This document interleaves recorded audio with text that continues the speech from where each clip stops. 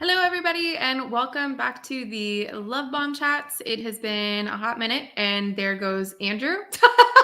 So we're off to a great start. He is having internet issues, so it's possible that that's kind of going on the back end. So we'll give him a minute. But hello to everyone in the chat. He has returned. That was the greatest start I've had to a chat. I loved it. It was perfect. I don't know what happened. I heard a roll of thunder and then it just dropped. Cool. So we're gonna roll with this as long as we can. Hello to everyone in the chat. Hello, Tori. Hello, Kale. Hello, Evie. I will ask Andrew about the Children of Dune right now. Are you reading and liking the Children of Dune? I am 15% through Children of Dune, and so today I've been dealing with a lot of neck pain, so it's hard to focus. So I've temporarily shifted off of it, but I'm going to finish out the month with Children of Dune. But I am really enjoying it. It explores a lot of really interesting themes and explorations and evolutions of the stories that we've been learning, and it's been a lot of fun. Awesome. Hello, Usman, Joanna, Daniel. Hello. Tag Evie as needed.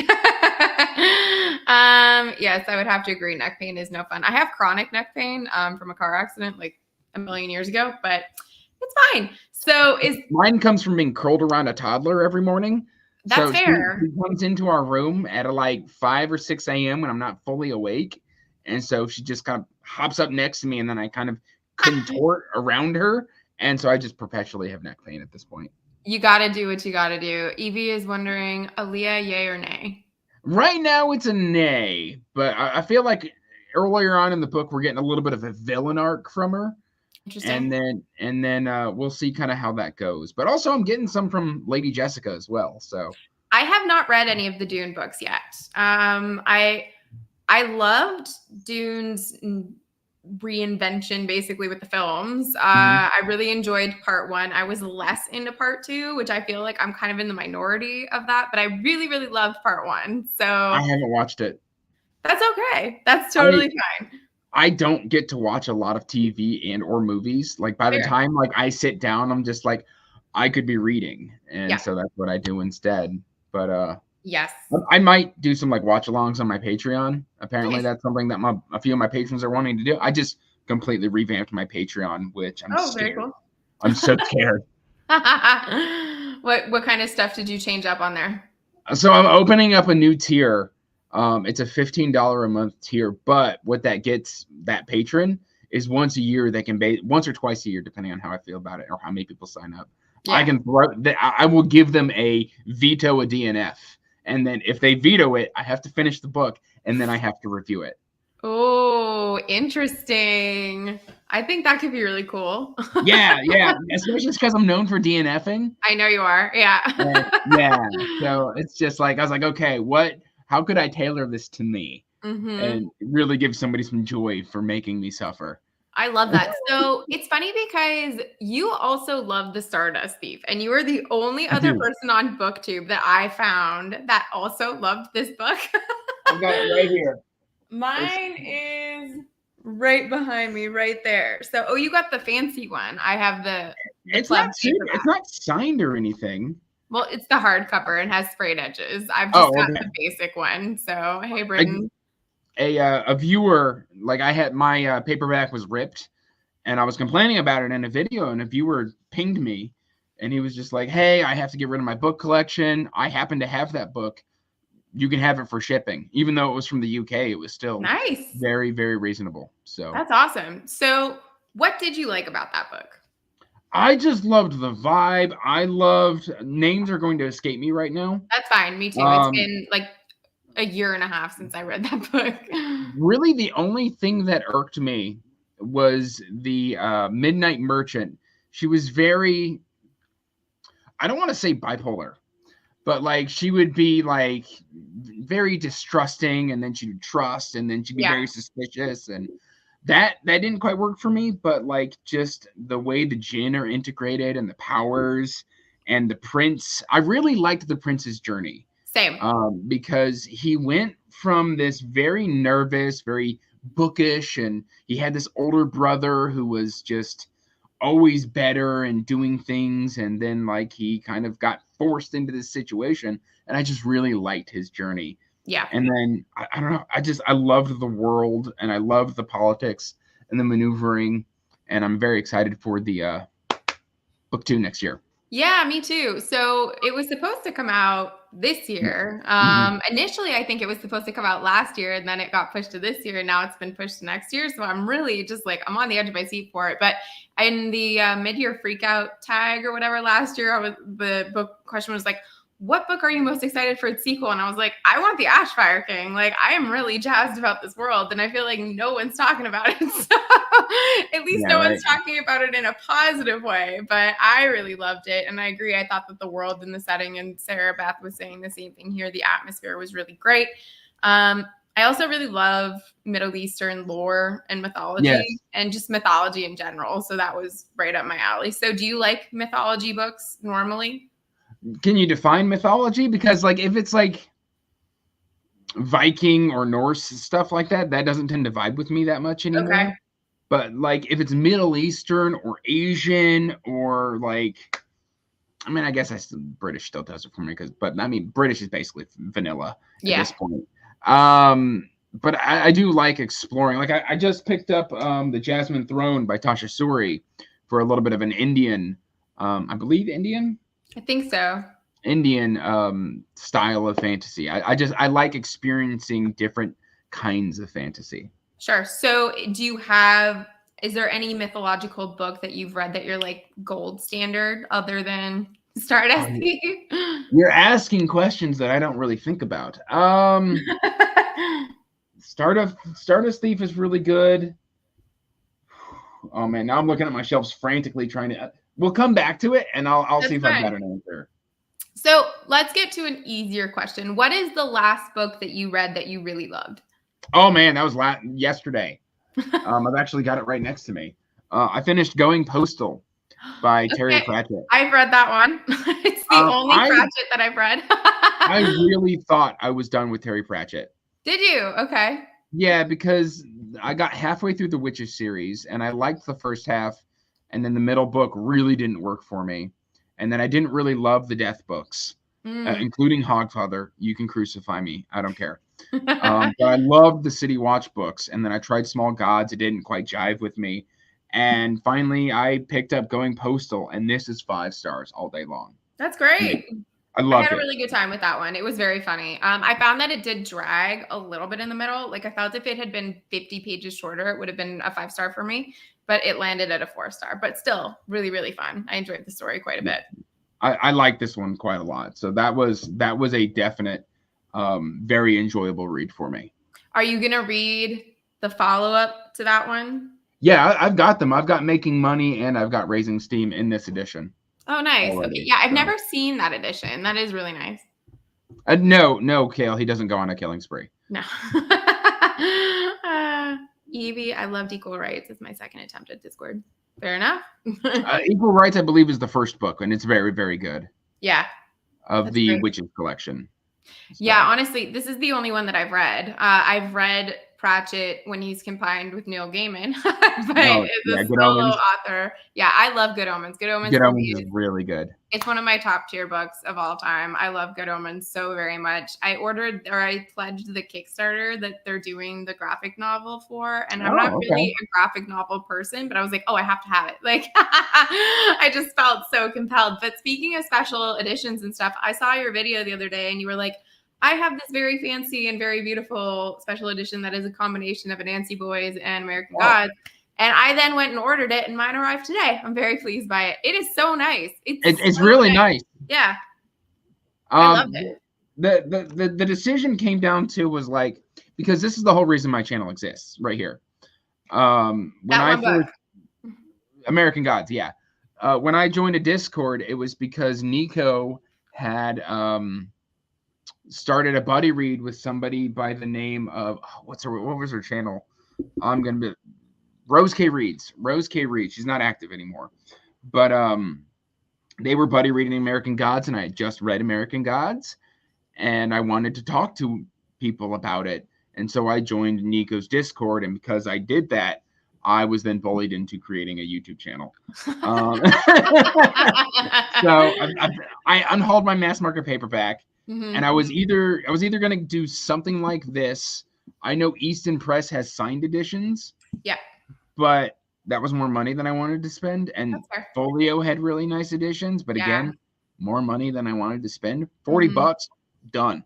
Yeah, I think it's a great combo and price, honestly. I ended up buying mine secondhand because they don't sell them anymore. But I ended up paying $50 for mine, and I was like, this is worth it. Honestly, like it's just as nice, I feel like, as my Sanderson special editions, which were $50. So I'm like comparable. I mean, it's not real leather, but well, the Sanderson ones aren't real leather too for the special projects. They're a fake leather. Oh, the special projects. Okay. Yeah, sorry. Secret projects, not special projects. Yeah. I thought you were talking Dragon Steel. No.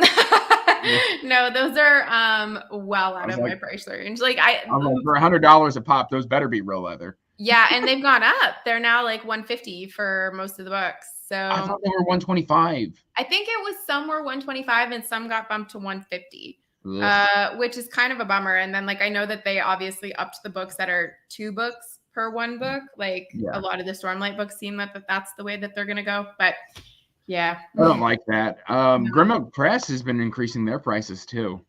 I think that's the nature of the economy right now. They realize people like special edition books, and they're like, you know what we can do? Raise that price, because I know Raymond E. Feist, they just announced one of the sequel follow-ups to the Rift War Saga is up for pre-order, and I paid $100 for each of those, and they're like, we want $150 now, and I'm like, but no. Yeah, exactly. So I've never really spoken on a live or generally. So this is kind of our getting to know you chat, which is always very fun. And I like to put people on the spot when it's live because then they kind of can't hide from any of the questions. But do you have a favorite author or an author that is an instant buy, instant go-to for you? I've got a bunch of instant buy authors. I've got Andrew Rowe. Very recently, I just picked up 1, 2, 3, 4, like 10 of his books this month. And I've read most of them. David Gemmell, Christopher Rocchio, Robert Jordan, obviously. Robert Jordan's deceased. Brandon Sanderson does not make that list. I would say Stephen King, Andrew D. Meredith, Drew Hayes.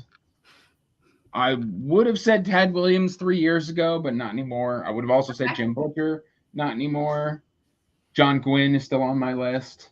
I'm hoping to start Malice next month with my husband. I'm gonna do a thing on my channel where I do a book club, and once a month we're gonna pick a book, and I think we're gonna start with Malice because neither one of us has read it. So Josh and I will get on, and whoever wants to read it can join us. But that's gonna be my first John Gwynne novel.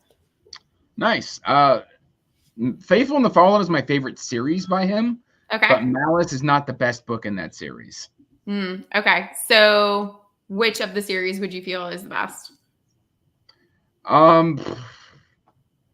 lot of people are liking Bloodsworn. I personally didn't feel the characters were super relatable. At least the main character, Orca. And then really you've only got Faithful and the Follow in its sequel. And I didn't really like the sequel all that much. Okay. So. Gotcha. Derry wants to know what Jim Butcher did. Jim Butcher didn't do anything. If anything, I feel like just the Dresden Files is getting too long. I'm kind of, losing interest. There was that long dry spell where between Peace Talks and Skin Game, and I was already reading the series for years before then. So I've been reading Dresden, I think since I was 17 or 16. Yeah. And so I've just been reading him for so long that, like, with that dry spell and with me getting all these other books, I've read 26 of his books. Like, I can't. It's a good commitment, 26 books. Yeah. I'm reluctant to start him just because I've heard so many mixed things, but I've had people say, like, yeah, that's kind of where it seems like there's no middle ground. It's either a love or a hate, but there's just so many books to read. The TBR never ever goes down. It just only ever gets bigger. I know. So I where did know. you go from your American Gods review on the channel? Like, how did everything kind of start to unfold for you? It was mainly I started reading The Witcher, and then I had very strong opinions of The Witcher. Um, Positive or negative? it started positive and it became negative. Okay. And then Sarah Beth, I've read Dresden 4 times. Like I understand it's really good. I've read each book. I mean, trust me, I've read a lot of Dresden. It's probably why I'm a little burned out. Um, what was I saying? Oh, anyway, I started ranting about The Witcher, and people started poking me, saying, "Hey, you have all these opinions. You should vocalize them." Yeah. And then from there, I believe one of my first videos was a book haul, and that was a birthday book haul because I started my channel in March, which is my birthday month, Me too. and I became known for incredibly large book hauls. Hey, you got to do what you got to do. I did a thing with my husband last year where it was a very fun game for any book lover where you go in for your birthday and however many books you can carry, that's what you can buy. Oh, So, I'll yeah. suggest that to my wife. I can guarantee you she'll say no. Right? Well, I'm a little person, so for me it was probably more doable. I'm a very, very strong 5'1", so, and my wingspan isn't that big, so I managed to get probably like 10 or 11 books, but Not some of bad. them not too bad. Some of them were fairly sizable, but I loved it, and it was very enjoyable activity. So highly encourage people to do this if they want to spend a ton of money and have a great afternoon. Sounds like fun to me. My Right? last trip to the book haul, they just gave me a box, and they were just like, "You're buying enough books." I had birthday gift cards, and Nice. I went nuts. That's amazing. I love that. Do you have a preferred bookstore near you where you're like, that's my go-to? I typically go to half price books because I'm cheap. If you I can get I stuff there, hate then to go say it, ahead. I am, but I am. I'm cheap. I hate spending more than 13 to 15 bucks on it. I'll either spend 10 to 11 bucks or $100 on a book. There isn't really an in between. Right? Like Yeah. I buy so many special editions Yeah. that I can't say I'm super cheap, but if it's in that mid range, I Mm. just for some reason don't want to do it. That's fair. We only have Barnes and Noble in our area. We live in, yeah, exactly, says Andrew with 684 special editions. I know. I don't have that many. That's about as many books are on the shelf. I've got about 720-ish. Nice. So they're not all special editions. We only have Barnes and Noble near us. Like there is literally nothing else unless we want to drive about 45 minutes to an hour. And even then I'm Oh, like, no. Indianapolis has a fair amount of. Oh, I heard that. All right. I heard you. Sorry. I told you it was coming down. Yeah. We've got a fair few like small independent bookstores here in Indy. Nice. I've got access to 2 half price books, at least 2 to 3 Barnes and Nobles Oh, wow. of varying sizes, and then Target, of course, carries books, and then good. I will go in occasionally to a Goodwill to see if they've got books and Yeah. stuff like that. So Are you near a city then? Or are you yeah, like, okay. Yeah. I'm in the middle of nowhere.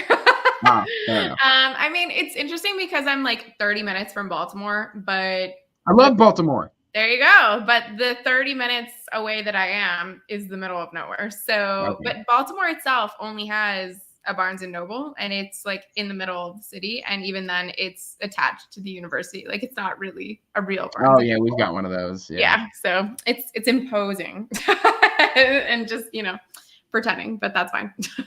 Yeah. I spent a lot of summers out in Maryland. So Did you? Where? Howard. Okay. I think it's Howard County. Yeah. That's where Howard County. yeah, that's where my cousins lived. Nice. So So are you uh, from Indiana? yeah. Okay. But my family is from Maryland and Pennsylvania. My husband's family is from Pennsylvania. Love Pennsylvania too. It's a pretty great place. He lived in Philadelphia for 10 years when we started dating, and I loved Philadelphia and then got relocated to Richmond, Virginia, which was a big adjustment for us.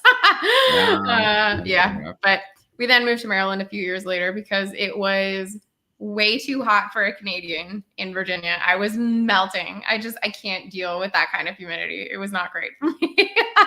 You're from Canada? I am. Yeah, I'm from Montreal originally. Fair enough. Yeah, so we're just not built for that. That's fine. There's a special breed of person that is, and I respect them because I'm so envious. But like when it hits beyond 78 degrees, I'm like, I'm good. Oh, Indiana gets everything. We used to get down to negative 20, and then in the summer it would be like 95. Montreal can be like that too because it's an island. It gets pretty humid, but it's nice in that you'll have a storm every few days, and that breaks the humidity, which I thought was just like how humidity worked. Until I moved to Virginia, and it was like, no, it's humid from March until November. I was like, oh, this is different.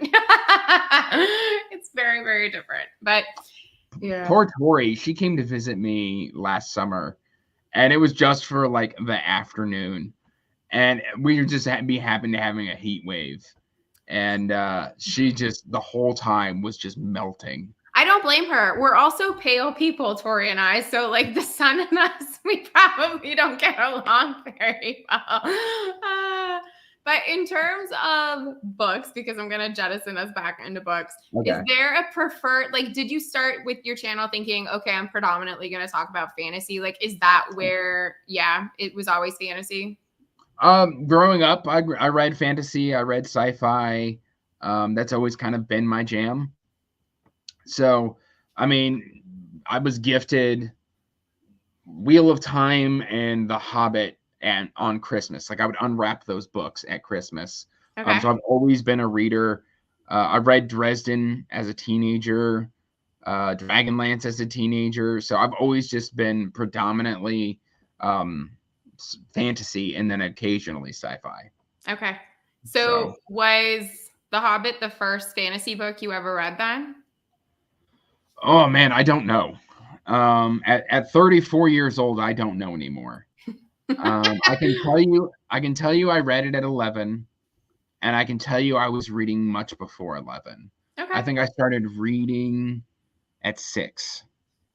And then I didn't really stop. Yeah. But I don't remember. Like I remember reading the Boxcar Children a whole bunch, but that's not fantasy. No. I read a lot of thrillers. I read a lot of Clive Cussler. Nice. But I think that started as a preteen. So I couldn't tell you. Yeah. But the love of fantasy started early and has carried you through. Yeah. I didn't read The Hobbit until last year. Really? Yeah. Well, you know what? Tori's not reading, just now started reading. I know. So. She and I were actually talking about that the other day. And I was asking her if she was going to listen to the Andy Serkis version of it, because that's what I did last year. And I loved it so much. It was so good. And I found that the songs, he just did such a great job with them. Like I'm really picky about songs in books. Hey, John, thanks for stopping by. And I just loved the way that Andy incorporated that. Like, obviously it's already the written word, so it's in the book, but like just the way that he actually sang them, I was like, oh, what can't Andy Serkis do? I don't know. He's a great villain. I mean, he's a fantastic villain. He's a great actor. Yes. He played a great thug in the Marvel universe. Yes, he did. I didn't think he was going to be able to pull off, but he did it really well. I know. Like I wanted to make a video at one point just titled Andy Serkis is the gift that keeps on giving, and just label and list all of the things that he's done for the fantasy community. I was like, it's really in so many spots. Like if you have your Marvel fans, he's there. Your Lord of the Rings fans, he's there. Audiobook nerds, like he's got you covered. He's just all around the best. I love Andy Serkis. Love him. Yeah. Would you say you prefer physical books to audiobooks, or are you kind of a mix?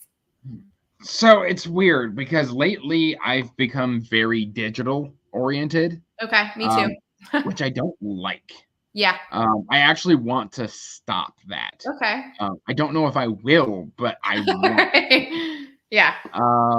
Because recently, like I said, I recently just read this. Yeah. And I had so much joy immersion reading this. I had the audio, and then I was just reading along with the audio, and the tactile flipping of the page was so incredibly enjoyable to me. Yeah. I prefer physical reading, but for convenience, I do mostly digital, and that includes Yeah. ebook and audio. I have really transitioned to that this year because my glasses prescription has like changed, I feel like, and I Mhm. just haven't had time to go to my optometrist, but it's made it really difficult to physically read a book, but I'm okay on my computer. So I've just been immersion reading with audiobooks and the ebook. And in terms of fantasy books, like because they're so big, it's just so much easier to not be Yeah. holding a 1,200 page book. Like it really started for me with the Stormlight books, and I did the physical copy of Way of Kings. I was like, I think this is my limit for a physical book, and then I jumped into Words of Radiance in the ebook, and I was like, I'm feeling this.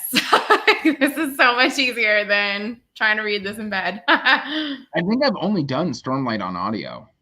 How did you like it? I liked it right up until I got to Rhythm of War, and I don't Okay. know what it is with Rhythm of War. I just didn't vibe with Rhythm of War, and I think it's because it's got a lot of Kate Redding in it. Yeah, And I have recently come to the realization I may not be the biggest fan of Kate Redding. that's fine. I'm Michael not Kramer, either. Michael Kramer, I actually fairly like. Um, but Kate Redding, like everybody's like, oh yeah, was the second book, Words of Radiance is really good, and I was like, that's a very Shalon heavy story, It is. Yeah, and it's I her was just like, book. and that means you get a lot of Kate Redding, Yes. and so I was just like, I didn't like Words of Radiance at all, Oh, and then I'm like, geez. it's because of Kate Redding. Yeah. Um, so yeah, okay, I'm sorry, Evie. Um, Your daughter can never watch this video when she's older. yeah, no, it's fine. I just can't let my daughter talk to Evie. I mean, that too. You'll just have to keep her safe from Evie, I guess. I I, actually had that I experience need to with keep Kate myself Redding. safe from Evie. Yeah, I mean, I listened to the first three Wheel of Time books and then jumped into listening to Stormlight because I physically read Way of Kings, then I did the ebook for Words of Radiance, and then I did the last two just as the audiobook. And I found the thing that was the most confronting is Kate Redding's voice for Nynaeve was the same she was doing for Shallan or Shalon. I call her Shallan. Oh, yeah. And I was like, So does Nico. yeah, I was like, this is really conflicting for me. Like, because I don't like Nynaeve at all. So I was like, I'm trying really hard to like Shalon, and I'm struggling here because of the voice association. So I realized I was like, I'm just gonna have to listen to Michael Kramer, and I also listen to them on an increased speed, and I find that that helps for me personally. With Wheel of Time, I've only been through book 10 on audio, which book 10 is awful. But I've read Wheel of Time physically multiple times. But I don't know. Like I got through book 10 and I was just done. And I Yeah. think that just comes down to Kate Redding not being for me. Although I am interested in trying the new audios that they are doing with what's her face? Moraine, Rosamund Pike. Rosamund Pike. There we go. Yeah. Even though I don't like her performance as Moraine, I'm still willing to try. So is Wheel of Time your favorite series? Because it seems like you're quite passionate about Wheel of Time. It was my favorite series for over a decade and a half. Okay. So it's still very, very high up there. I couldn't point to a favorite series right now, simply because I've read since joining BookTube, I think I've read 400 to 500 books. Yeah, it's a lot. Yeah, and so it's just I don't know what my favorite is anymore because I've read so much and enjoyed so much that Right. I've been meaning to do a top 10 series of all time or top 10 books or something like that. I had one recorded. I didn't like it, so I deleted it. And now I'm just kind of stuck in indecision. But yeah, Wheel of Time is up there. Would you say that that's the series you've reread the most? Yeah, I'm going to give that a tentative yes. Dresden is up there. I've read Dresden 4 times, but I've read Wheel of Time not 4 times, but I mean, I've read Eye of the World like 9 times. I've That's read, I've read through Knife of Dreams at least 4 times. I keep And then giving you a thumbs up without really realizing. I think this one does the fireworks. So if I want to be like really encouraging of you, if it wants to do it, or I guess not, it just, there we go. It just, hey, I didn't know it did that. yep. There's also a heart one if you got a Mac that you can do like Oh, I don't have that, a Mac. I I have a believe. PC. Yeah. I'm sitting here looking like a fool trying to make it do shiny things. I'm sorry, but that's great that you have a series that you can kind of always return to that you feel comfort in, obviously, if it's something that you're rereading that much. Oh yeah. No, I used to do a yearly reread of The Wheel of Time. Oh wow, that's a Or at commitment. least a yearly attempt of a reread. The whole series throughout the year, or just The Eye of the World? Yeah, I think the fastest I've ever read the series in one go was 6 months. Okay. And do you have a favorite book of the series? I would probably say it's either Eye of the World, Shadow Rising. Lord of Chaos is really good, and so is Knife of Dreams. Those are probably my favorites. But Okay. I just really enjoy the Eye of the World. I don't know. I'm weird. That's fine. I really struggled the first time I read that book. It just came to me at a time in my life where I was like, I'm not in the right headspace for this. I then tried it a few years later and I was like, this might just not be the right book for me. And then did it on audio and I was like, this works. Like I'm able to do this. And I liked the book much more. And I really liked The Great Hunt. I had a really great time with The Great Hunt. It's a good book. Yeah, but then I found that The Dragon Reborn dipped significantly, and I was like, oh, I'm gonna take a break from this. And I just haven't gone back, but I assume at some point I will. But are you a fan of how Sanderson wrapped up the series in Memory of Light? I liked how he did it. And in fact, the ending was written by Jordan. Right. That little bit was pre-written by Jordan. It's actually telegraphed very early on in the series by a vision from Min, I believe. Mm-hmm. So I like the end. The execution of it, there could have been better editing done because Tam is actually there's an error, at least in my books. I don't know if they've since fixed it, where Tam is in multiple places and it's not anything tricky. It's just bad editing. That's unfortunate. That is highly unfortunate. But at least overall, you were happy with the ending because I know for some people it's hit or miss. Yeah, I mean, after you've 30 years and 14 books, 2 authors, it's not going to work for everybody. Yeah. But exactly. I enjoy the journey as much as the destination. Well, that's always which is why I read Stephen King, because he's great at journey, he's awful at destination. How do you feel? Are you someone that can still appreciate something even if you don't like the ending, or does that kind of taint the rest of the experience and you won't return to something? It depends on how. So, okay, we can have our first little bit of contention here on screen. Okay. Joe Abercrombie. I know. I love him and you don't. It's not that I hate Joe Abercrombie. He actually has some books I really love. Which are? I really like The Blade itself. I like Before They Are Hanged. Okay. I like 70% of The Last Argument of Kings. Fair. The last 30% I thought was hot trash. Okay. It literally, as I was reading it, I said, okay, you can stop here. You can stop here. Please stop here. Please stop here. Yeah. And he just didn't, and he wrecked that trilogy for me. Okay. So that is one instance where I felt the ending was bad enough that it ruined my experience of the trilogy. But I continued on and I read the next 6 books. Okay. Not the next 6 books, the next 3 books. I really love Red Country. I started a little hatred, and then I got to something that I knew was incestuous, but that the characters didn't, and I shut the book and walked away. Yeah. That is, A, that's rude to the bottle of wine, and B, gross. I just finished Age of Madness today, and I loved it. But I will say I did not feel it was as strong of a trilogy as First Law. Like for me, First Law is Joe Abercrombie's probably my favorite author, just in terms of looking at statistics of how many books of theirs that I've read and what the average rating is for said books. If my camera goes flying here in a second, it's because my cat is trying to rub it. But the lowest rating I've given to any of his books, I think, is like a 3.5 or a 3.75 out of 5. So like he and I jive really, really well. But everyone kept hyping Age of Madness to me, being like, oh, because you love First Law so much, you're gonna just absolutely adore Age of Madness. And I really did like it, but I'm like, I prefer First Law, guys. Like Glocta is my person. So. Evie, I can't say this on YouTube without getting this entire thing demonetized. Oh wait, you're not monetized yet, are you? I am not. No. I'm still not going to say it. I don't want to offend people.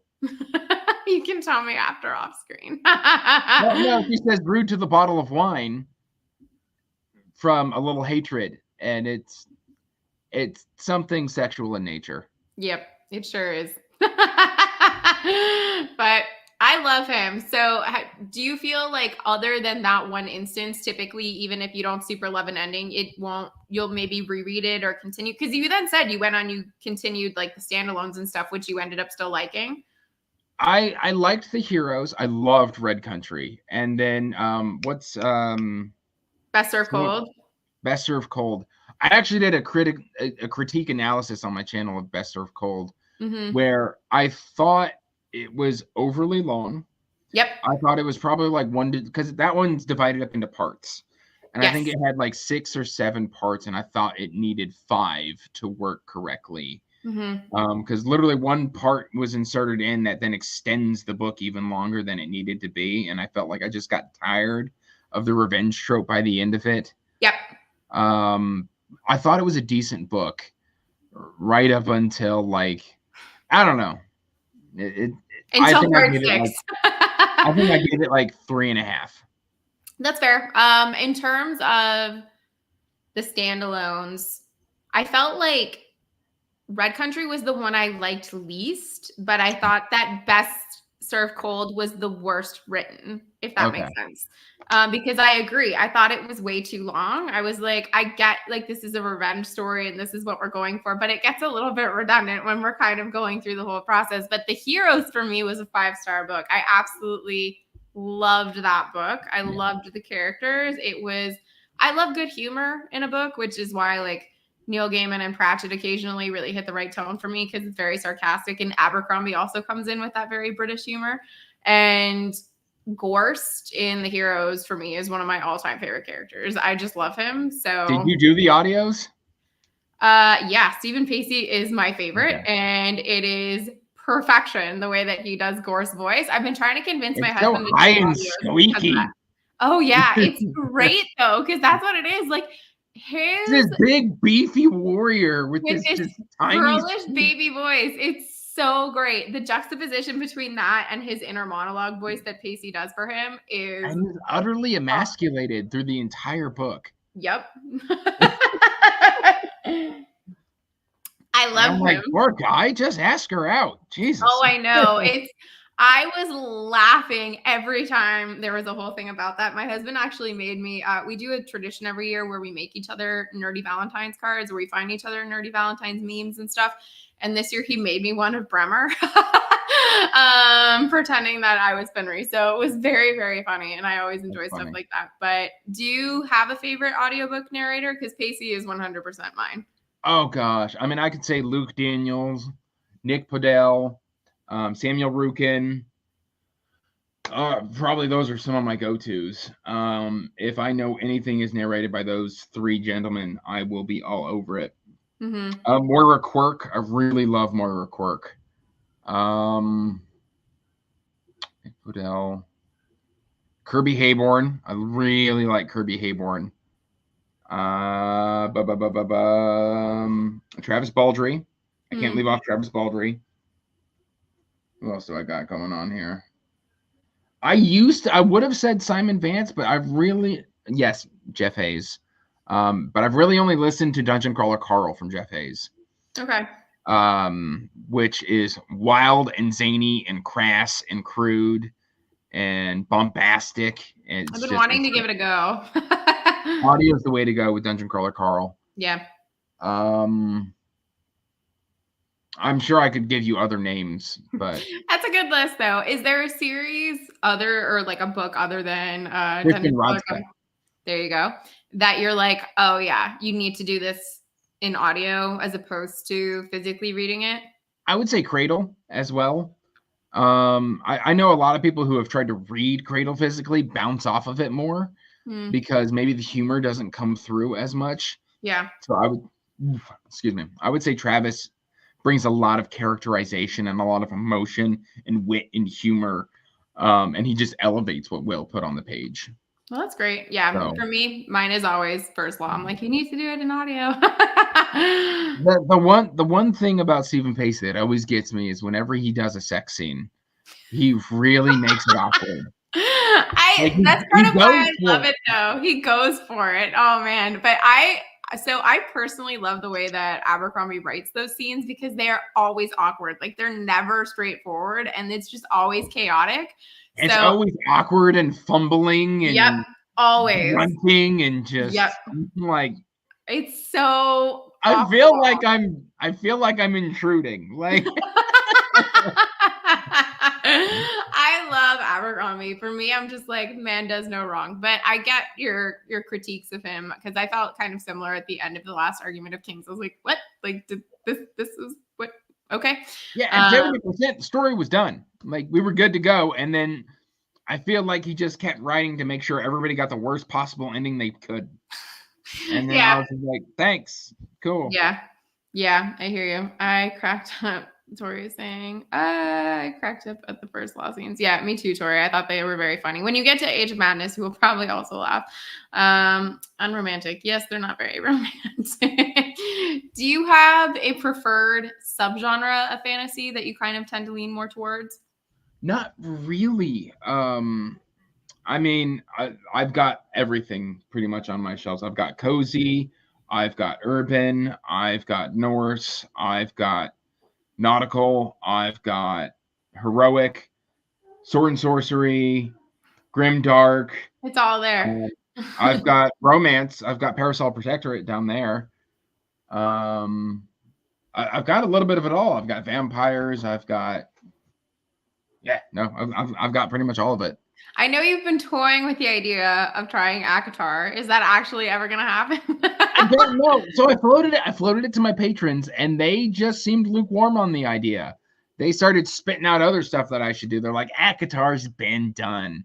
We want you to suffer some other way. And I'm like, all right, yeah, fine. So what kind of, do you remember what other kind of suggestions they were giving you? Because I am No, I really don't. That's funny. I do love Alona Andrews. Evie's not wrong. I've read all of the Kate Daniels books, all 10. I then read the side novel, which comes after book 5, Gunmetal Magic. I read the Hugh book that was supposed to be a trilogy that they've since gone self-pub, so I don't know if we're going to get books 2 and 3 because that book 1 was trad pub. I've read all of the novellas that I know of. I've then read the 6 Hidden Legacy books, and yeah, I really like Alona Andrews. Yeah. You were on, was it this year or last year you were on Bookborn's SPFBO team? I was last year. Bookborn's not doing it this year. No, I know she's done. So, but in my mind, I'm like this year because it ended this year. But I was on for SPFBO 9. Yes. So, is that something that you like to be a part of, like getting in on the indie books pretty early on? Honestly, yes and no. Okay. The problem with indie is just that there's so much of it. Yeah. And it's just I've already got 2 shells of it that and only half of it's been read. Yeah. I've got so much indie to read. Sure. I've done SPSFC, I've done Indie Inc., I've done SPFBO as a judge. And I think SPFBO was my favorite. Okay. And then there's something in the hopper for potentially next year, but I'm not gonna shooting off my mouth about it yet because I don't know. I don't know what stages it's in, but sure. How did you like that process of being a judge? Rewarding and frustrating. Yeah. Just because I'm very I am autistic.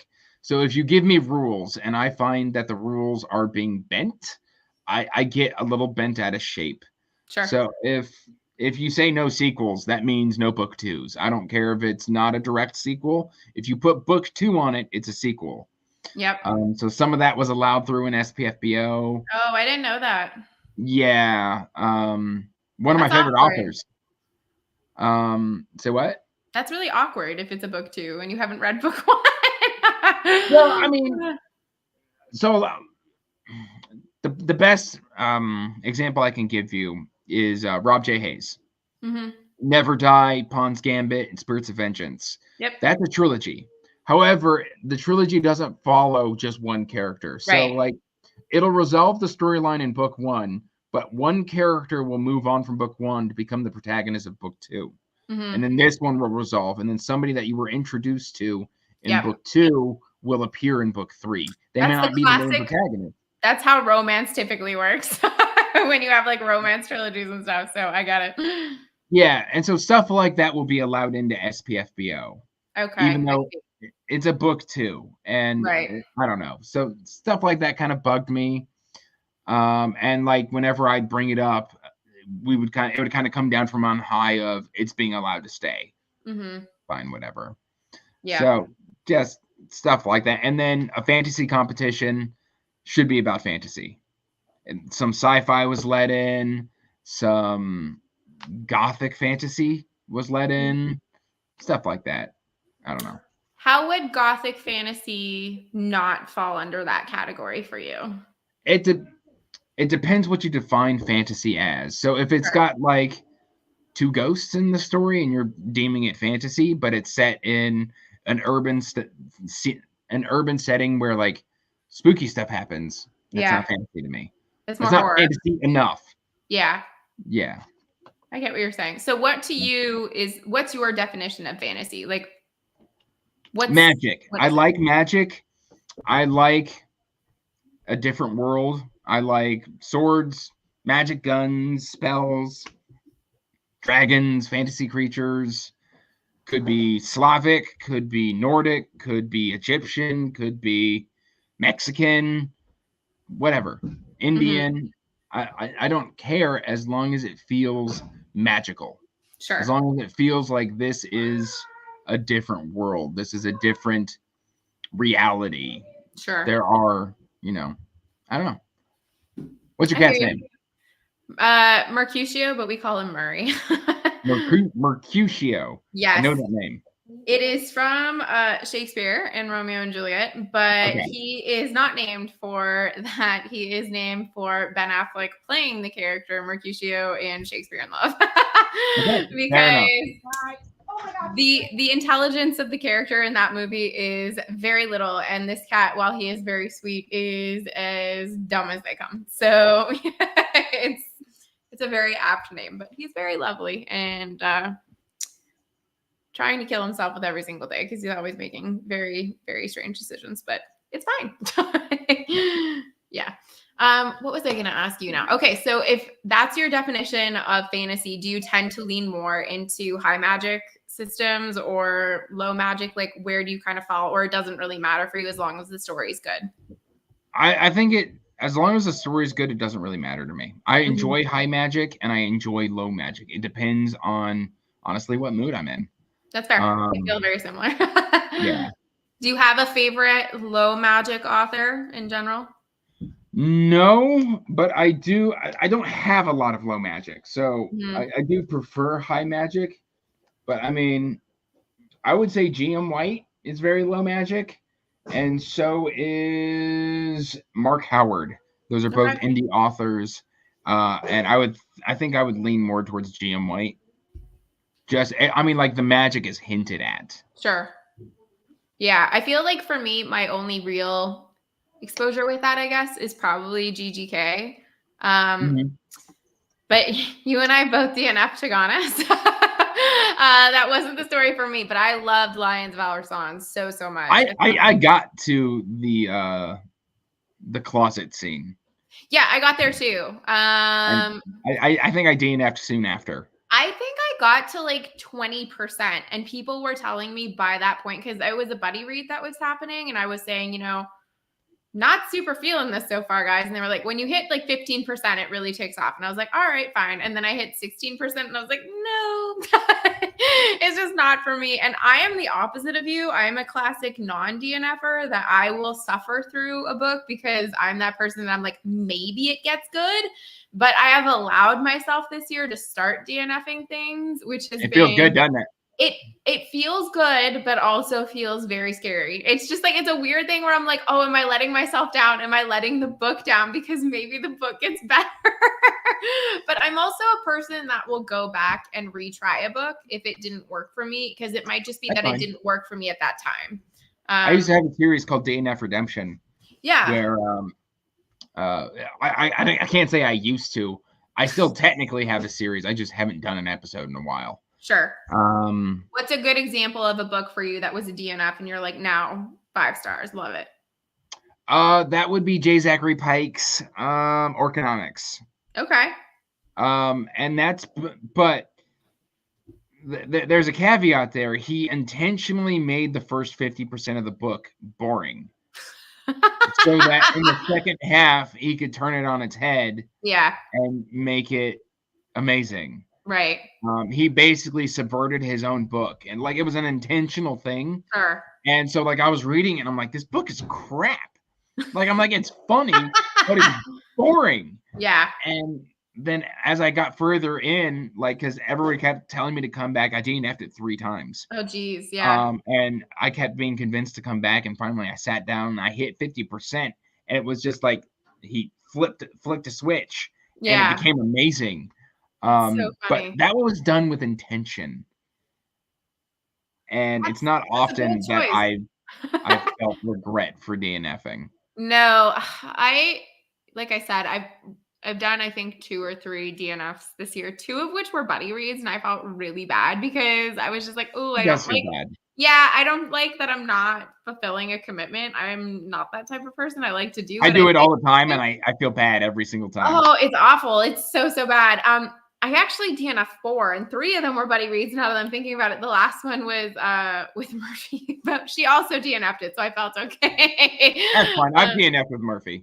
Yeah, but my redemption DNF was Cersei, because when I read it the first time, I had just finished my MA in classical studies, and I was like, I'm really burnt out on this. Like, I do not need any more myth in my life. Like, I'm good if I never read a book or read ever again. Like, my eyes can just not read and it'll be fine. And it was last year that I was like, you know what? I'm going to give it a shot again. And the opening line, I was like, this is perfection. I loved the opening line and just fell in love with that book from that moment on. It was so good for me. I recently DNF'd Temeraire with Murphy. Did you? Okay. I love the first book. The second book was okay. Mm-hmm. And then the third book, I was just like, can y'all stop traveling? And to kind of articulate my point, I think Naomi Novik is a great writer. But if you've got an 11-hour audiobook and then there's an abridged version of your 11-hour audiobook. Yeah, it's hard. Yeah. I technically haven't DNF'd to Ride Hell's Chasm. I came back to it. So I read 10%, NFN'd, came back, read 20%, NFN'd again. I think it's a really good book, but it's such elevated prose. Yeah, it's hard. If I even get distracted and I get out of that mindset of elevated prose, I can't just come back to it. I was actually going to say, you, Ben, that I know Temeraire is a series that Ben loves. No, I'm not saying Temeraire was bad. It's just got a lot of fat on it. Yeah, that's fair. The book that I DNF'd was called, I want to say it was called Precautions.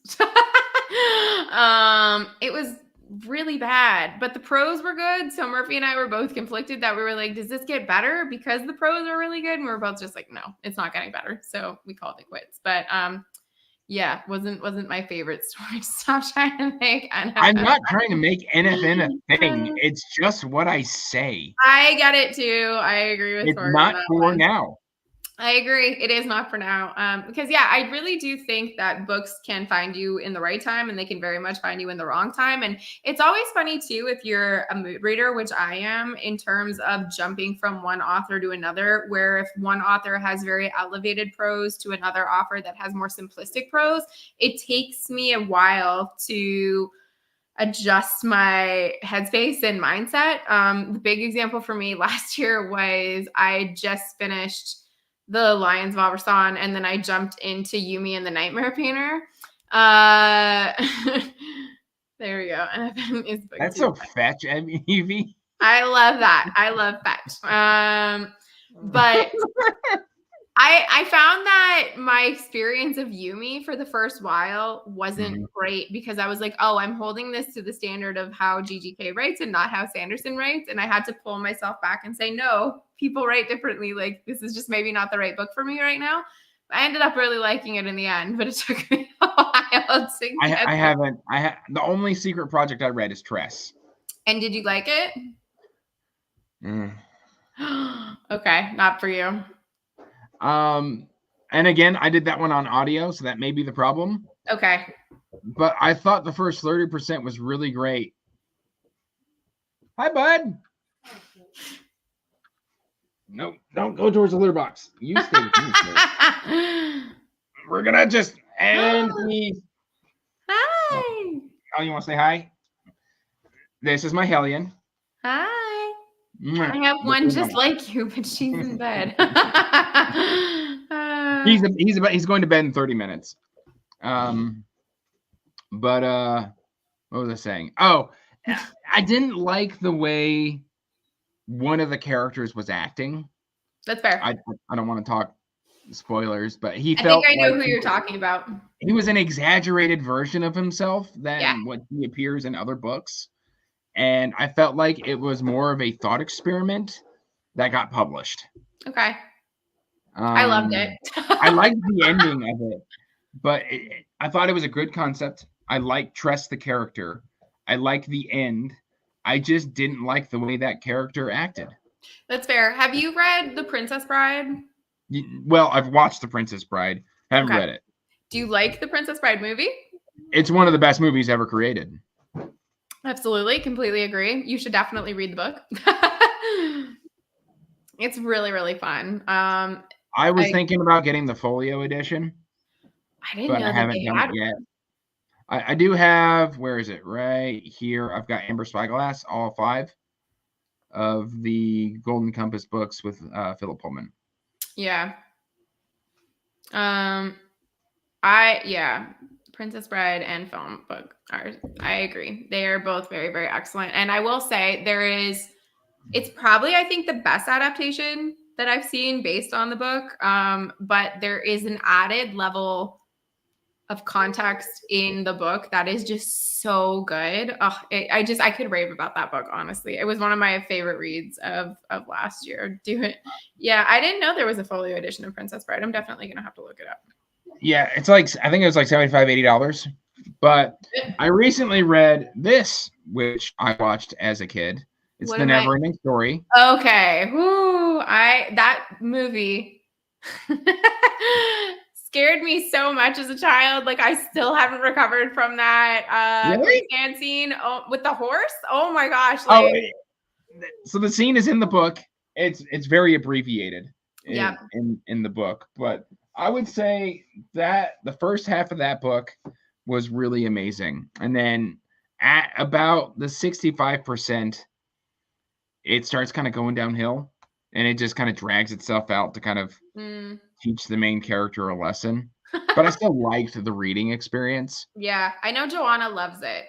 She's raved about that one as a book from her childhood that she still goes back to and still reads. Yeah, a generation traumatized. I can't even explain this to you. I went to a birthday party as a kid and they had this movie on. I don't know why they thought, of all the movies for like a 7-year-old's birthday party, The Neverending Story is the right choice. And I came home with this crippling fear of quicksand and mud. It was just, I can't explain it. For like 5 or so years, probably until I was like 12 or 13, I was like, quicksand is probably like a threat that we're facing on a daily basis, right? Like, I don't know where this notion came from that I was like, I'm definitely going to encounter it every day. Hollywood convinced me as a young child that I was going to have a lot more problems with quicksand than I actually had ended up Right? having. Like, I've had none, to Yeah. put that bluntly, but I thought as a kid there would be at least 10. Probably I would die from it. Like, that was going to be the way I would go. But, oh man, it's just. Daniel is right that the ending of Neverending Story is really good. It's just getting to that ending that I struggled with. Have you had any I books? love The Fox and the Hound.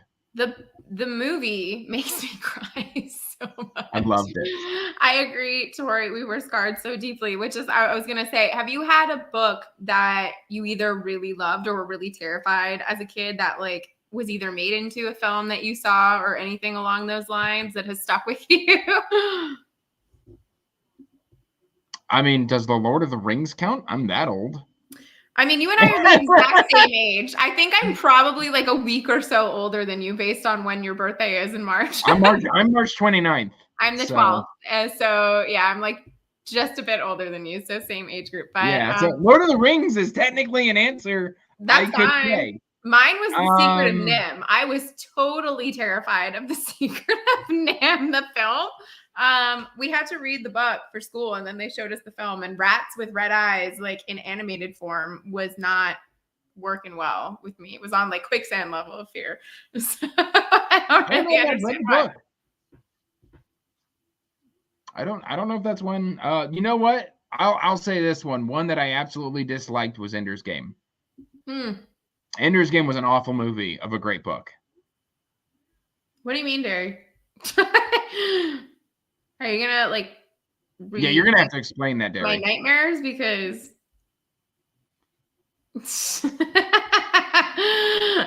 That's cute, but I mean, I'm starting to get white hair in my beard. I went and had my hair colored a couple weeks ago because having children produces a lot of white hair. I don't know if you can see all this gray. Yeah.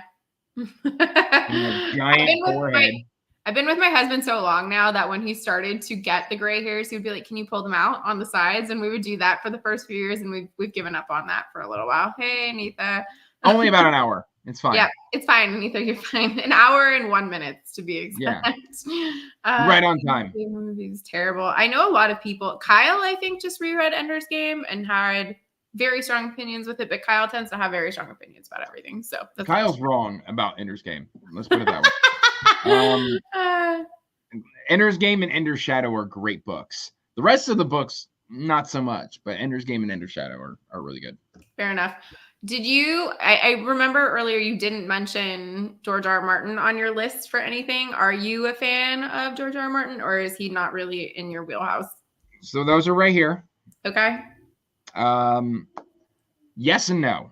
So the first time I tried to read A Song of Ice and Fire, I hated it. Okay.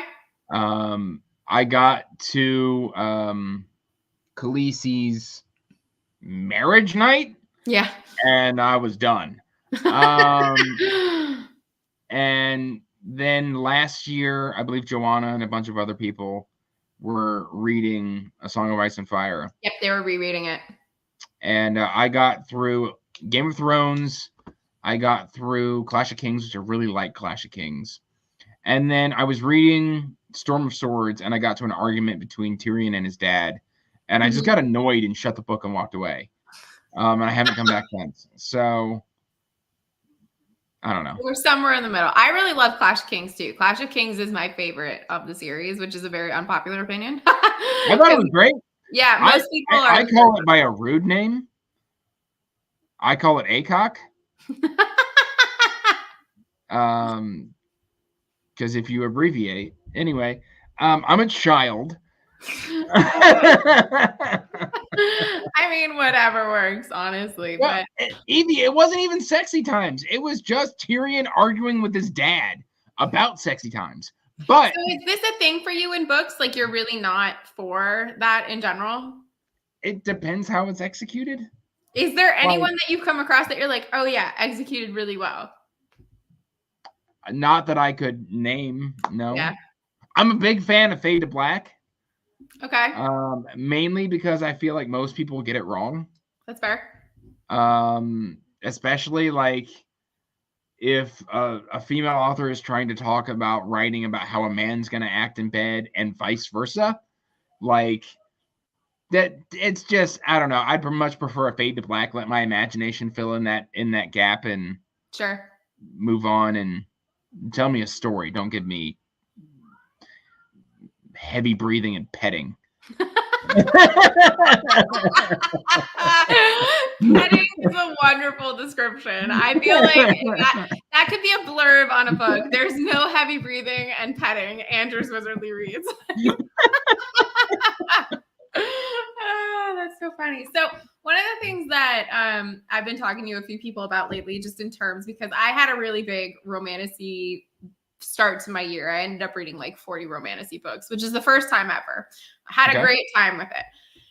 And the types of relationships we see a lot of the time in fantasy. And that kind of got me thinking of what other types of relationships would I like to see more of. And for me, I wish that we had older characters in general in fantasy and older people in relationships, which, like, I know Sanderson isn't in your favorite authors anymore type thing. But in terms of Stormlight books, like, Dalinar is a great example for me as to like someone that I would like to see more of in fantasy. Do you have like something you're hoping we'll start to see more of in fantasy? I would just like to see some healthy relationships in fantasy. Mm-hmm. Like, Andrew D. Meredith just recently released a cozy fantasy where a giant is married to an elf, and I thought that their relationship was very well done. I liked that, but so like things of like Dresden and A Song of Ice and Fire, which is just kind of like overly sexualized, not really built on respect type of deal. Yeah. I just want to see some healthy relationships, honestly. Yes, Zoe and Wash. Yeah.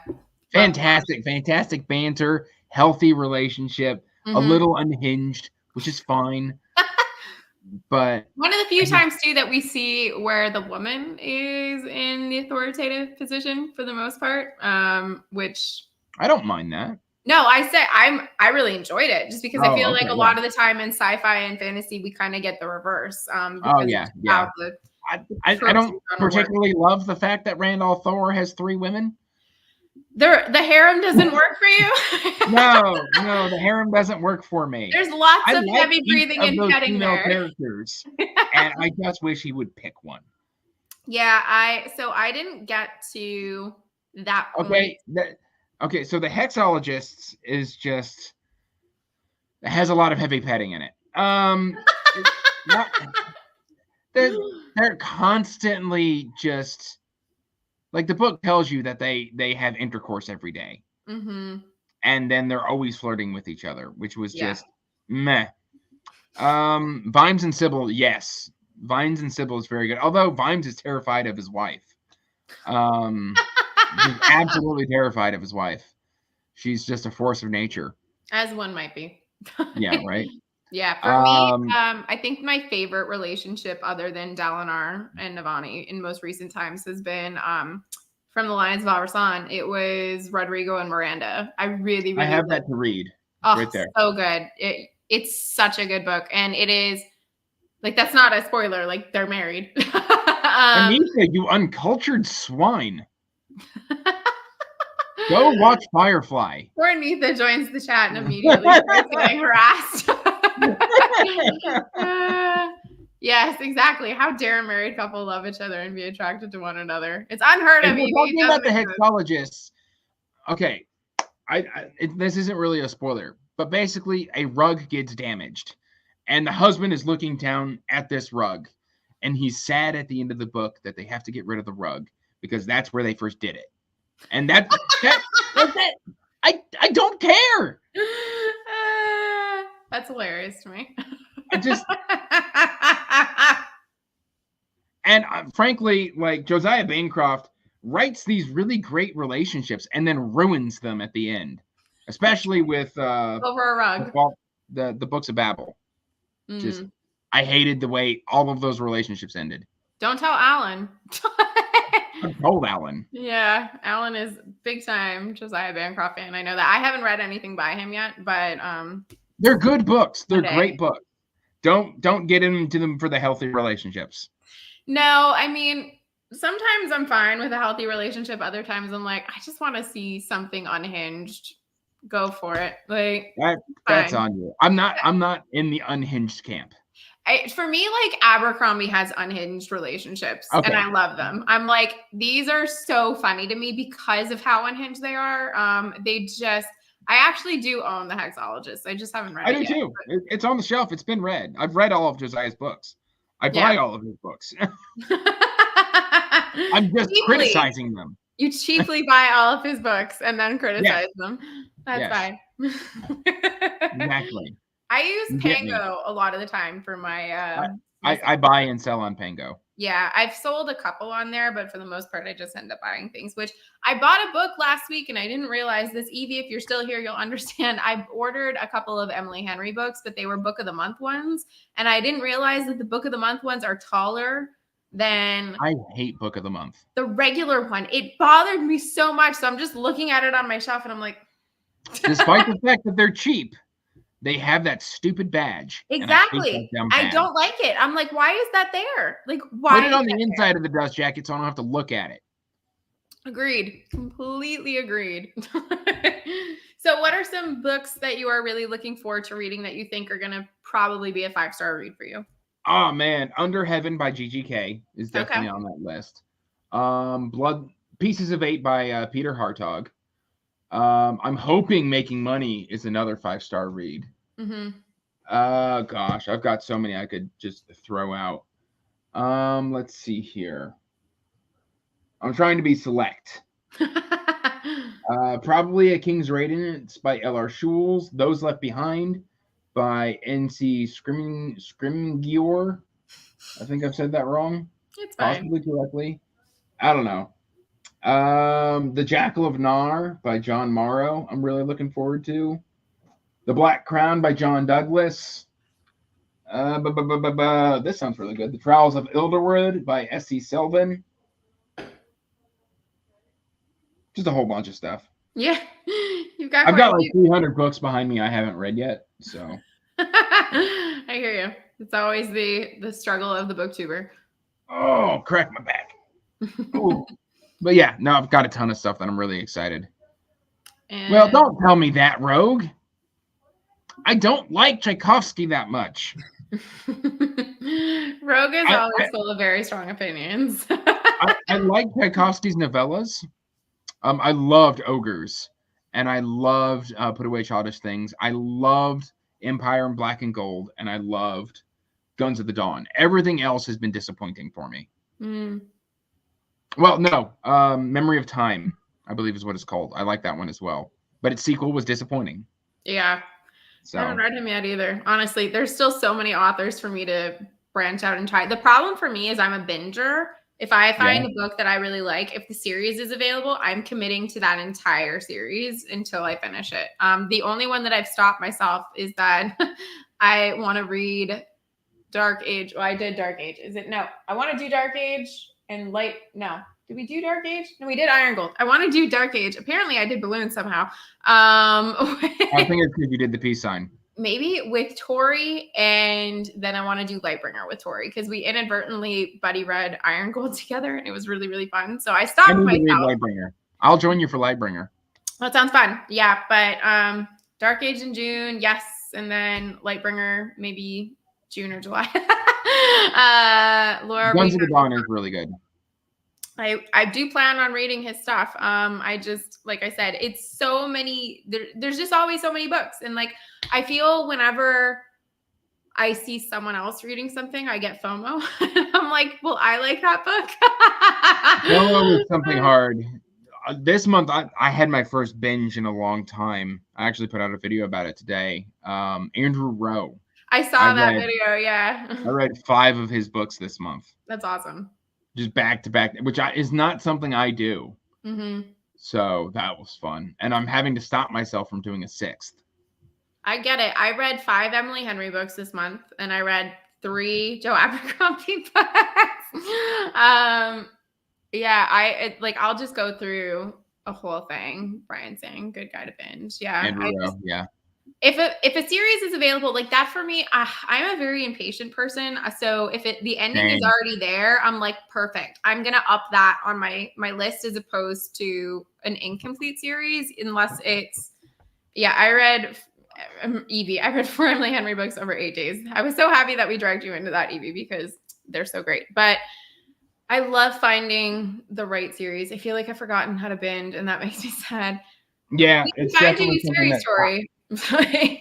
I am happy to find a series for you. Have you done Age of Madness yet? Because I feel like that is a very binge-worthy series. But yeah, sometimes binging is amazing. I just feel like the older I get too, I forget more things between books, and I want to have everything as fresh in my mind as possible going into a world, um, especially if it's like a complicated, detailed world where there's a lot of stuff happening.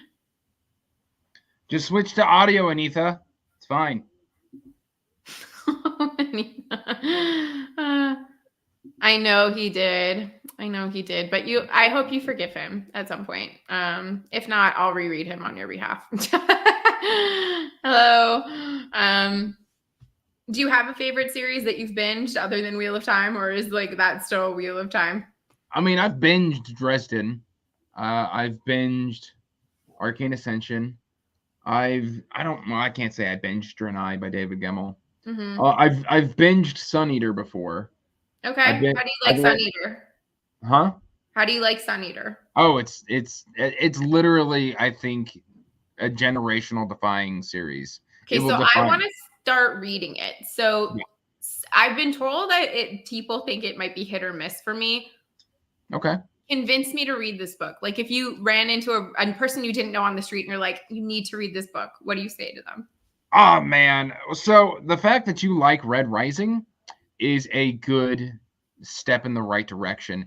It's Okay. like do you like Farseer? Haven't read it yet. Well, that's not helpful. Uh, but it's like a blend of Farseer, Red Rising. Um, some people like to say Gene Wolfe. I haven't read Gene Wolfe, so I can't use that one.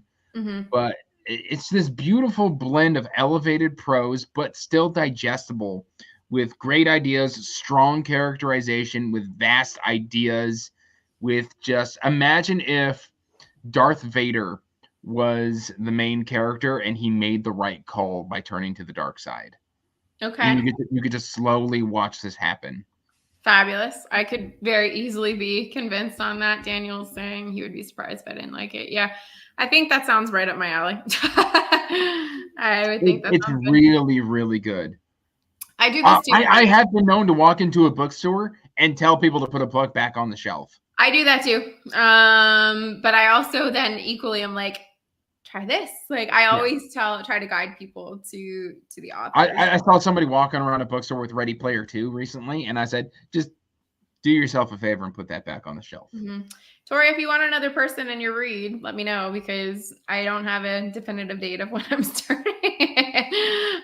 Because always there's just so many books on the list. Like it really never ever shortens. Like today I added 2 more to my Goodreads want to read just because one of them I saw was getting made into an adaptation. I was like, that would be fun to read before I watch it. Because I definitely will. I will say Sun Eater 4 and 5 is a hard read. Hard in what sense? It is dark. Like it basically is let's burn it to the ground and let's not build it back up. Like let's just set it all on fire. Okay. And make it hurt as much as possible. Yeah, 4 and 5, like it crossed. It didn't cross the line, but it was on the line of this is gratuitous. Interesting. Brian, explain why you feel that way to me. I call them book bummers, just leaves you bummed out. And interesting. I feel like I'm somewhat okay with that just because my study of 7 to 10 years was the Romans. And I'm like, they weren't like a warm and fuzzy people. There's a ton of Roman stuff in here. Then I'll probably love it. Yeah. Like there's a galactic emperor and they call him Caesar. Fabulous. See, for me, Tori, I also like it, but as long as it's not animals. As soon as it's animals, I'm like, oh, and I'm gonna have a hard time with this, which is why I haven't read Hob. I keep wanting to start Hob, and I'm like, I've talked to multiple Barry people and about it. Evie is here. I can't voice my opinions on Hob. I'll be in danger. Yeah, my husband didn't love her, so that's been my. I loved the first 9 books. Loved them. Yeah, that's. That's a good call. Freaking out over cinnamon rolls is always a good thing. How do you feel about cozy fantasy in general? I think it's got its place. I've got to be in the mood for it. I won't just read or Yeah, just reach out for cozy fantasy. yeah, It's not my go-to. me either. I have to be in a very specific mood for cozy fantasy. I've only read 2, which goes to show you, like, it really isn't the one that I lean into the most. I think But I've read maybe 3. okay, including Andrew's new one. Yeah, Andrew, Legends and Lattes, and I consider Stray Spirit by R.K. Ashwick to be kind of a cozy. Okay, I did Legends and Lattes and A Wizard's Guide to Defensive Baking. And this is my thing, Tori. Like, I also don't really know what to do with it. I feel like sometimes the worlds are fun and intriguing. Like, I really liked the setting for Legends and Lattes because I play D&D, and I was like, this just feels like a straight up D&D campaign. Like, great. And enjoyed that. But with Wizard's Guide to Defensive Baking, I was like, what are the expectations here? I feel like I have a really hard time when books are kind of genre bendy.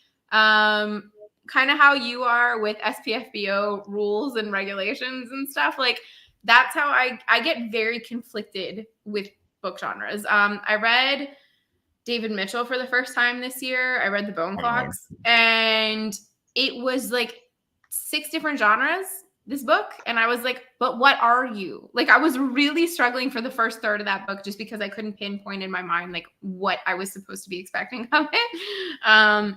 And enjoyed it once I told myself I had to have 0 expectations, which is always fun. Yeah, it's a palate cleanser. I agree.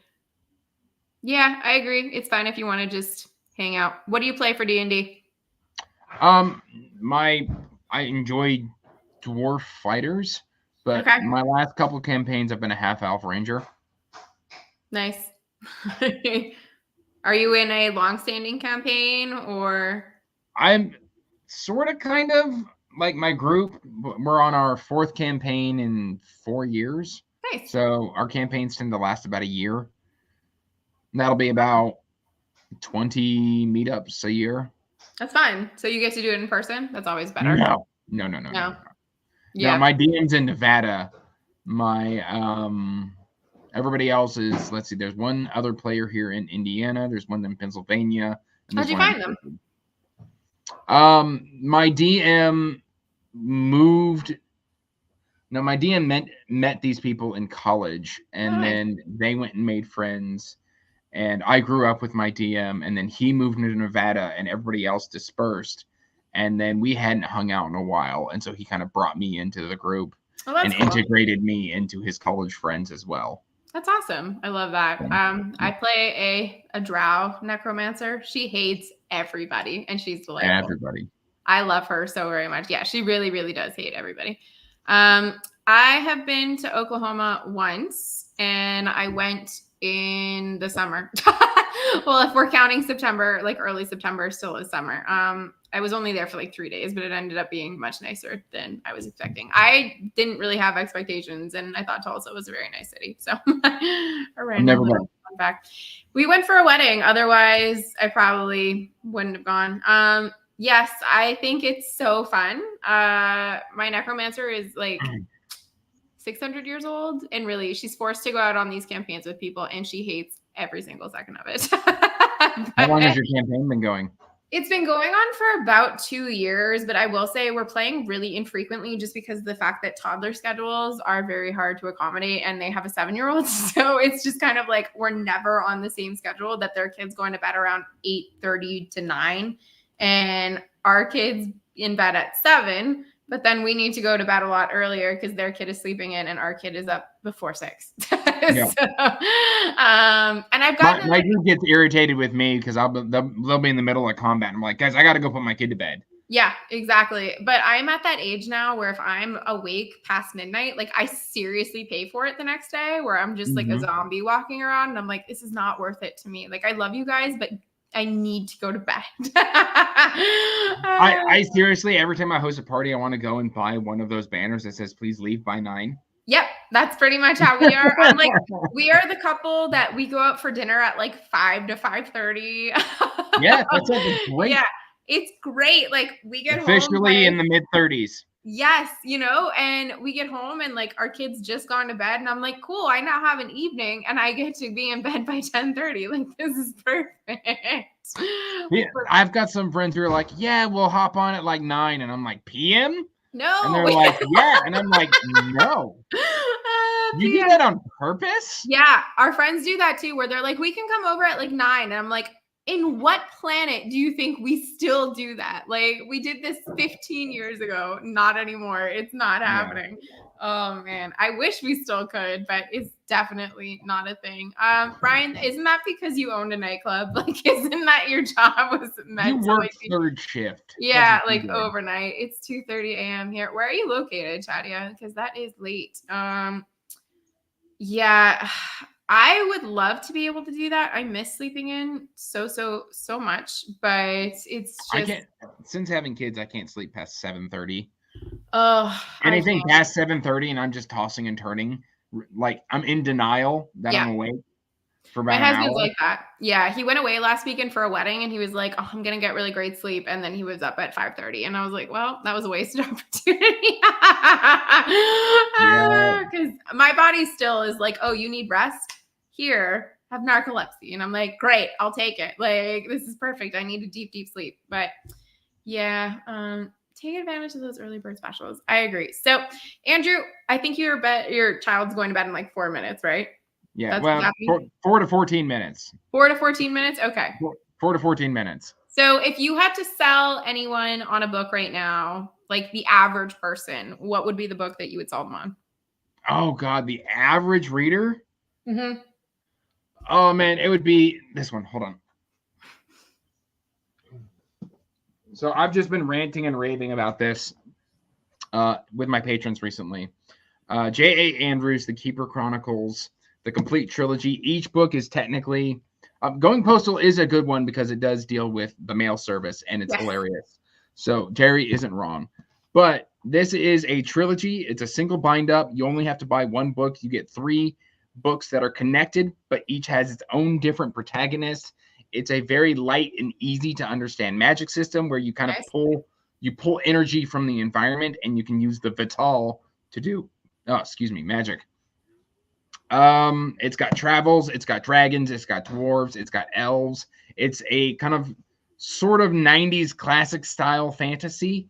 So it's easy to digest, very readable prose, and it's just fantastic. So this is the one where I want more people to try it. It's still relatively popular on Goodreads, but I feel like it should be so much bigger. It's always sad, right? When you go and you see a book and you're like, oh, it only has like 1,000 reviews. And you're like, why do people not love this thing that I love so much? More people love this. Well, in this case, it's got like 1,000 ratings and then like 120 reviews or something like that. Yeah. Like the 100 to 200 review range. And I'm like, this should be so much bigger. Yeah. J.A. Andrews is lovely. She's a fantastic individual. And I am planning to buy everything that this woman has ever written. Oh, that's amazing. I love when that happens. When you and she does this really cool thing. So this is about storytellers and stuff like that. And it's basically about wizard librarians.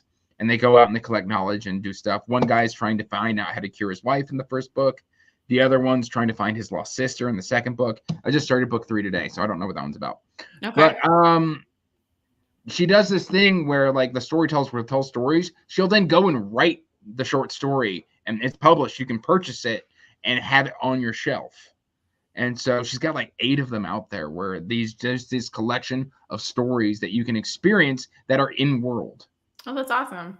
So I'm just so stoked for The Keeper. And then there's a prequel trilogy. There's now a sequel trilogy in the works. I think book 2 of that's getting ready to come out. But I would start off here. Definitely start off. Love that. I'll have to definitely check that out because It's I so love a good. good connection. Oh, it's so good. Well, let the people know where they can find you, even though I'm sure most people here know who you are. I am mostly found here on YouTube. I run Andrew's Wizardly Reads. I'm occasionally, not as often on Twitter anymore. You found out what it's like to talk to me on Instagram. Stick to Discord, guys. Yes, if you want to talk to me on Discord. I Yeah, check Discord every day. I don't have Twitter or Instagram on my phone anymore. I it's have to probably a good actually call. go and I have to go and search the app and then open Yeah. it that way, Mm. because otherwise I just sit there and I doom scroll and then I get into arguments on people on Twitter. Oh, yes. We've all been there. Yeah, it's just not worth it. So yeah, YouTube and Discord. That's where you can find me. I'll be in the pointy little hat reading in the corner, possibly ranting and DNFing something. That's fine. We all need a good DNFer in our lives. And I then a am good a huge advocate for the DNF. It is I know so you fun. are. And honestly, I feel like we really do need more of that in our community because I do feel like we've kind of I feel a little bit convoluted about the topic just in terms of how books have become fast fashion for a lot of people and how we are just accumulating books at such a rapid rate. And it's like, are we reading all of these books? And then that gets into the conversation of like, okay, if you are reading them, what if you don't like them? And I feel like a lot of us just feel that pressure to read everything that we pick up. And I do appreciate when people in the community are like, guys, it's okay to not read I everything. look at it as cultivating a collection. Yeah. I prune out what doesn't work for me. I will either sell it on, donate it, regift it, do whatever you want with it. And then that gives me space to add another book to my shelf that I may love. And then Yeah, that may get DNF'd or the next book may get DNF'd. But exactly. I've got hundreds of books on these shelves that I love. I've still got 300 to figure out if I do love them. Got And a if I few of those don't, too. if I don't, then they'll get removed from the collection. I just pruned out 10 to 15 of them over the last week. Oh, wow. Yeah. I haven't done that in a little while, but we are now officially out of bookshelf space. Yep. And my father-in-law is a carpenter, so he's going to be up here and he built us these shelves in a few weeks. And we already have plans for like expanding to more shelves just because this is the called version. Like these are the books that we love or the books that we haven't gotten to yet. So I'm like, we need more space. Yeah, that's what I want. I want like the connection around my wall. It's gonna be a library. It's so good. So the only place I have to grow is up. Yeah, I have no more space for bookshelves in this room. you could do like the IKEA hack and add on a little bit on the top there, but it is a good amount of work. Yeah, so the next step is upgrading. These are Target shelves that I got at Target for like $35 a piece. Nice. Cheap. My earlier reference to cheap, because the Billy's ones at IKEA are like $80 a piece for one Mhm. shelf. Yeah. And then you can get the additional shelf, but they're wider and they're taller. Mm-hmm. And so that may be the next upgrade. But after that, like I don't know what else there is I can do. There's not a whole lot, honestly. Like you're limited for space. Like I'm very limited. This is my dining room. So, but we're discussing the fact that the dining room is going to be like a library with a table in it. Like that's just how it's going to be because Hey, do what you got to do. yeah, exactly. And then you have a really interesting conversation starter of why is your dining room a library? And Mine's in my office. I work from home 4 days out of the week. So that's perfect. Hi, Shad. We were talking about you earlier. All good things. I was recommending this. Happy end of the day. Hopefully it's now your weekend. Yes, right on time to say bye. Well, thank you for joining me. This was so fun. I'm glad we actually sort of got to have our intro conversation to each other, even though we've been passing each other compliments for the last 2 years. Pretty much, yeah. Yeah, exactly. Every time Andrew's in a live, I'm like, oh, Andrew and I have the same opinions. Andrew's opinions are great. And he's like, Laura's really cool. So, I mean, this worked out really, really well. I'll have to have you on my channel next. That sounds great. Anytime, let me know. But thank you all for coming to hang out with us. Love bomb chats are a fun way to just remind people that it's good to talk about what you love and share what you love with people, even if it's going into a bookstore and randomly telling the person, hey, pick up this book. It's a little good that we can do on the internet. So thank you all for spending your time with us. If you are catching this on a rewatch, leave a comment down below of what you're reading or watching, anything that you're loving right now, and go give Andrew a follow if you are not already doing that. And if you aren't, what are you doing? Go do it right now. All right. Have a good night, everybody, and a good weekend. We'll see you next time. Bye. Have a good night.